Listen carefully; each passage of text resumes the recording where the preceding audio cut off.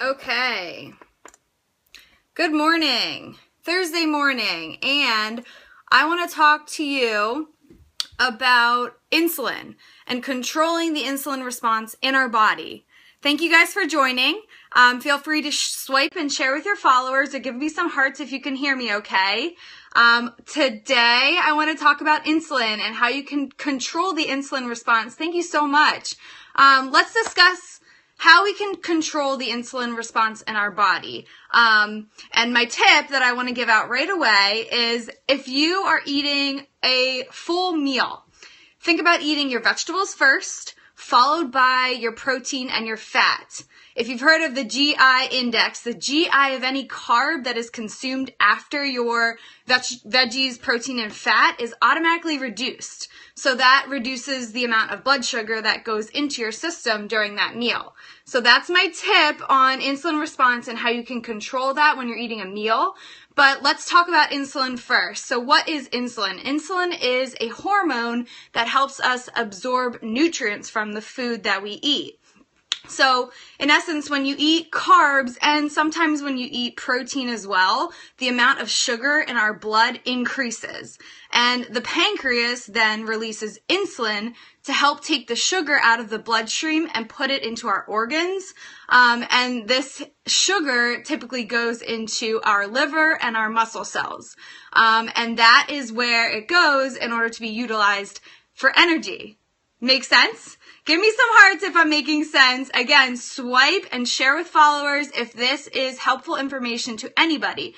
So it all comes down to carbohydrates, right? If you eat carbs too often, especially simple carbs like sugars, it can make us, thank you so much for sharing. If you eat carbs too much, it can make us less sensitive to insulin or more insulin resistant, if you've heard of that. And that is when, metabolic damage comes into play. Insulin resistance is a key word that you hear, everybody talk about, but really, what is it, right? So when you eat too much carbs, it can make us less insulin resistant. When that happens, we need to produce, so our body then needs to produce more insulin than we should need to, ideally, in order to keep our blood sugar stable. This is bad.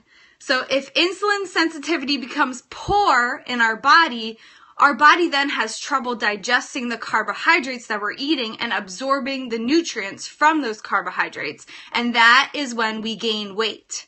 So this spiral is what actually eventually leads to type 2 diabetes. So it's extremely important, guys, to not only go on a low carb diet, which is popular, but more of a carb controlled diet.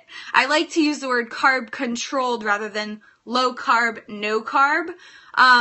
But again, carbohydrates are what control this insulin response in our body. So I hope that this was useful information. If you're catching the replay, you can still share, swipe and share with your followers. My name is Jenna Corelli. I'm a fitness and nutrition coach, and I work with people to reach their body composition goals through realistic means. Carb-controlled dieting doesn't work for everybody, but nutrition education does. So my vision here is to come onto Periscope and share very useful, helpful tips that you can begin implementing immediately in your lives to make them better. Repeat the food order again. Sure, no problem. So if you are eating a full-on meal, like let's say dinner, eat your vegetables first because that is going to be a good carb source with fiber, which helps digest better in the body, followed by your protein and then your fat.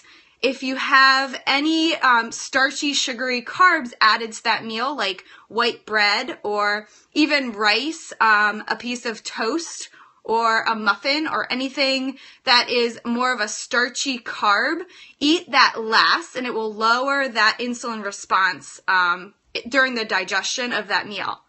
Okay, so veggies first, followed by protein, fat, and then your starchy carb when you're eating a full-on meal. Have a wonderful Thursday. I hope this was helpful. Thank you so much for the hearts. Bye, guys.